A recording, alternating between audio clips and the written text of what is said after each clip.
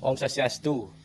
Perkenalkan, nama saya Ibu Tua Gus Sudantara dari kelas 12 IPS 2. Di video kali ini saya akan membahas mengenai politik bangsa Indonesia pada masa demokrasi liberal. Apa itu demokrasi liberal? Demokrasi liberal adalah sistem politik yang menganut kebebasan individu. Dengan kata lain, setiap individu itu bebas berpendapat. Di Indonesia pernah menerapkan sistem ini pada tahun 1950 sampai 1959. Alasan sistem politik ini dipilih karena banyaknya gangguan dari negara Belanda yang ikut campur dalam menentukan bentuk pemerintahan yang akan dijalankan Indonesia. Masa politik ini ditandai dengan banyaknya partai politik. Ada sebanyak 172 partai politik, namun hanya 4 partai yang berhasil meraih suara terbanyak, yaitu Partai Nasional Indonesia, Partai Masyumi, Partai Nahdlatul Ulama, dan Partai Komunis Indonesia. Pada masa demokrasi liberal, Indonesia menganut sistem pemerintahan parlementer. Apa itu sistem parlementer? Sistem demokrasi parlementer adalah sistem pemerintahan di mana kekuasaan politik terletak pada parlemen atau badan legislatif yang terpilih oleh rakyat. Ciri pemerintahan parlementer diantaranya Perdana Menteri yang berkuasa memimpin kabinet, sedangkan Presiden hanya sebagai simbol kepala negara. Anggota menteri memiliki tanggung jawab terhadap lembaga legislatif. Lamanya masa jabatan kabinet tidak diatur, karena para menteri bisa kapan saja dijatuhkan oleh parlemen dengan mosi tidak percaya terhadap kinerja dan kebijakannya. Selama masa demokrasi liberal ini berlangsung, kerap terjadi pergantian kabinet yang menyebabkan kondisi politik menjadi tidak stabil. Terhitung telah terjadi pergantian kabinet sebanyak 7 kali. Penyebab kabinet mengalami jatuh bangun pada masa demokrasi liberal adalah akibat kebijakan-kebijakan yang dalam pandangan parlemen tidak menguntungkan Indonesia ataupun dianggap tidak mampu meredam pemberontakan di daerah. 7 kabinet pada masa demokrasi liberal antara lain: 1. Kabinet Natsir. Penyebab jatuhnya kabinet Natsir adalah berpindahnya PNI sebagai pihak oposisi. Awalnya PNI memang menjadi koalisi Partai Masyumi, namun Natsir tidak memasukkan PNI dalam susunan kabinet. Karena masalah ini, PNI berubah menjadi oposisi bersama dengan PKI dan Murba. Jatuhnya kabinet Natsir disebabkan oleh masalah internal juga, yakni tidak berjalannya Suitru Plan dan adanya perubahan susunan lembaga daerah akibat mosi dari PNI.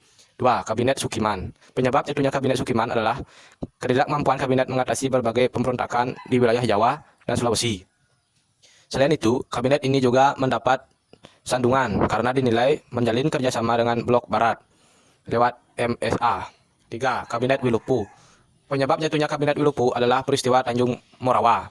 Peristiwa ini merupakan konflik yang terjadi di Delhi antara petani liar yang didukung PKI dan aparat kepolisian mengenai tanah perkebunan. Peristiwa Tanjung Morawa ini mengakibatkan munculnya mosi tidak percaya dari Serikat Tani Indonesia terhadap kabinet Wilupu, sehingga kabinet ini pun jatuh. 4. Kabinet Ali Sastro Amijoyo I. Jatuhnya kabinet Ali Sastro Amijoyo I disebabkan karena adanya pemberontakan, gerakan separatisme. Kabinet ini juga harus menghadapi kemelut di tubuh TNI AD sekaligus mengatasi masalah ekonomi yang belum rampung. Keadaan di dalam kabinet dan parlemen makin buruk dengan adanya konflik antara PNI dan NU, sehingga koalisi kabinet ini pun pecah. 5. Kabinet Burhanuddin Harahap. Penyebab jatuhnya kabinet Burhanuddin Harahap adalah perintah presiden untuk membubarkan kabinet tersebut dengan selesainya pemilu. Maka tugas kabinet ini pun juga berakhir dan dianggap telah selesai. 6. Kabinet Ali Sastro Amijoyo II. Penyebab jatuhnya kabinet Ali Sastro Amijoyo II adalah karena terjadinya perpecahan antara Partai Masyumi dan PNI. Selain itu, semasa kabinet ini bertugas juga banyak menerima tuntutan daerah yang kemudian juga didukung oleh Masyumi agar Ali segera mengembalikan mandatnya.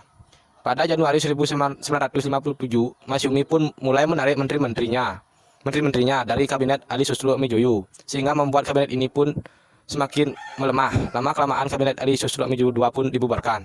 7. Ada kabinet Juanda. Penyebab jatuhnya kabinet Juanda adalah kegagalan kabinet dalam mengatasi pemberontakan PRRI atau Permesta. Tidak hanya itu, kabinet juga dinilai gagal menjaga keamanan negara karena adanya peristiwa Cikini, yakni peristiwa percobaan pembunuhan terhadap Soekarno. Kabinet Juanda akhirnya dibubarkan sebagai efek dari dekret Presiden 5 Juli 1959. Dengan adanya dekret tersebut, kabinet demokrasi liberal telah berakhir.